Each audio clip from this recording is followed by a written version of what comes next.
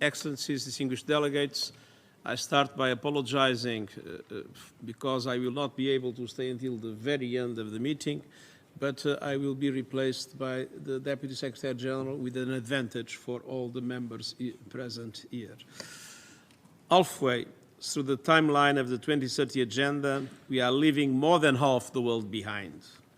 Poverty and hunger are again growing.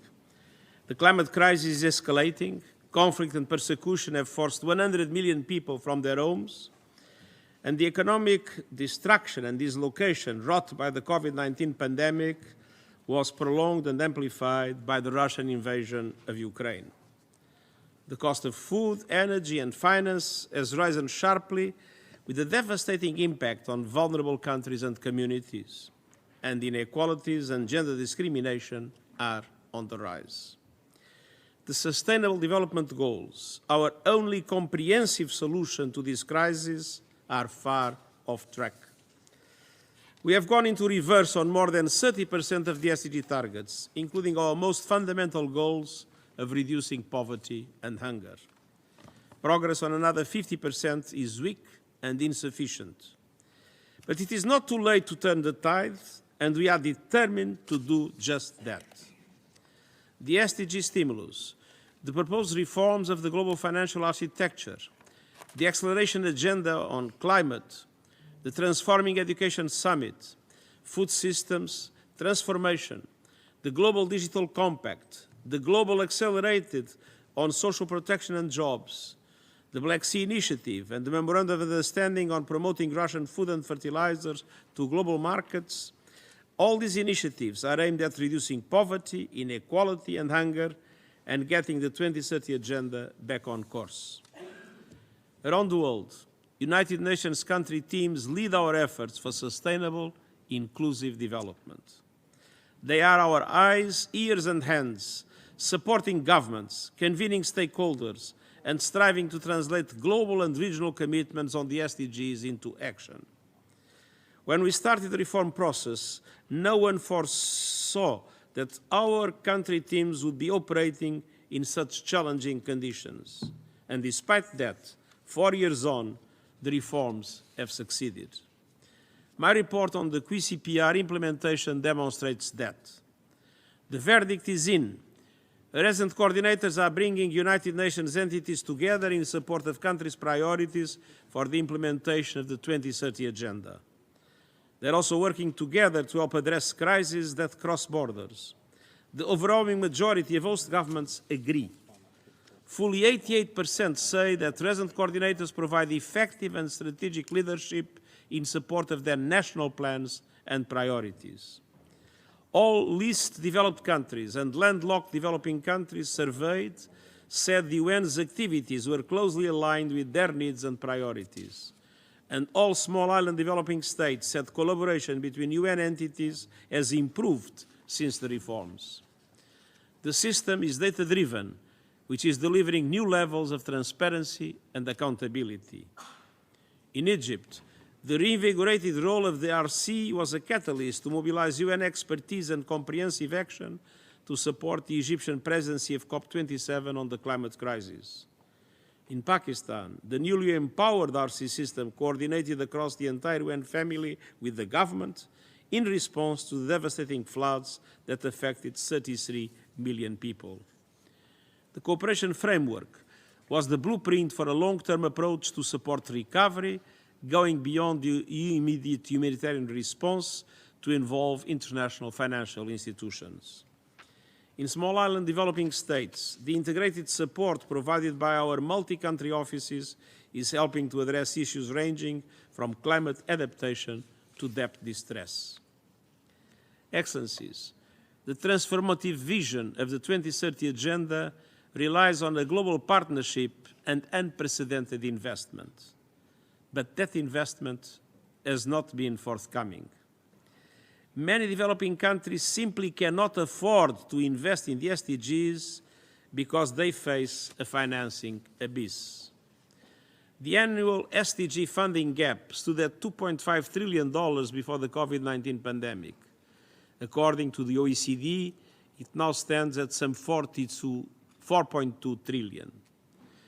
Developed countries adopted expansionary fiscal and monetary policies and have now largely returned to their pre-pandemic trajectory of economic growth.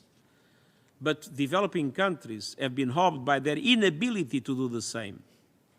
Vulnerable middle-income countries are denied debt relief and concessional financing, and the common framework for debt treatment is not yet effectively working. If they go to the markets, developing countries may be charged interest rates up to 8 times higher than their developed counterparts. It is clear that something is seriously wrong with the rules and governance structures that produce these results. I have therefore called for an SDG stimulus, an emergency measure to scale up affordable long-term financing for all countries in need by at least $500 billion a year. At the same time, we are working on long-term proposals to right the fundamental injustices and inequalities in global financial architecture, which reflect the global realities of 78 years ago. I count on your support for these proposals and for all our efforts to accelerate the 2030 agenda. Excellencies, meanwhile, we rely on our partnerships with the governments of developing countries to get the most out of every development dollar. And to do that, we need adequate, predictable and flexible funding for the UN development system. I thank those members that have maintained or increased their financial support to the UN development system. However, the resident coordinator system is still chronically underfunded. We are far from reaching the targets we committed to 4 years ago. The resident coordinator system is the anchor for all our efforts to support countries in achieving the 2030 agenda. Yet, in 2022, the RC system suffered from a funding gap of $85 million. The joint SDG fund is far short of the funding compact target of $290 million per year. And unless member states step up, we are effectively starving the UN development system of the support it needs to deliver for member states. A recruitment freeze is reducing our ability to deliver. With every month that passes, further reductions will have to be made, affecting our ability to coordinate the UN system and convene beyond it. We have responded to the concerns of member states. We are now turning to member states to meet their commitments. Let us recall, we are talking about $85 million, a tiny investment for the returns we are already witnessing. Development coordination saves lives by eradicating poverty and preventing humanitarian crises. Countries are spending more than $2 trillion a year on military budgets. It is simply not credible to pledge support for peace if they are not prepared to invest a tiny fraction of this amount in sustainable development, the greatest conflict prevention tool we have. I therefore urge member states to reconsider my recommendation for a hybrid 2.0 funding model for the UN development system. The current funding model for the RC system is far too vulnerable to fluctuations in voluntary funding, making it unpredictable and unsustainable. It also has failed to provide sufficient resources. The most logical, principled solution is to fund the resident coordinator system with a greater share of assessed contributions under the regular budget of the United Nations. Therefore, in the coming months, I intend to launch a transparent, inclusive consultation process with member states so that all views are heard before a formal proposal is submitted to the General Assembly. And I ask you to approach these consultations with a sense of urgency, solidarity, and resolve. We must address this unfinished business from the reforms as we head towards the SDG Summit in September. Creative new approaches have not worked. A new funding model with a greater share of assessed contributions to the regular budget is the only sustainable, predictable, and realistic option. Excellencies, together the United Nations and countries around the world are working towards a generational shift in global development, a shift towards fairness and justice in development financing, and a dynamic in country support systems that is aligned with the needs and priorities of member states. The SDG Summit in September must be a moment of unity to provide a renewed impetus and accelerated action for achieving the SDGs. It must deliver concrete progress on the means of implementation and a clear commitment to overhaul the current international financial architecture.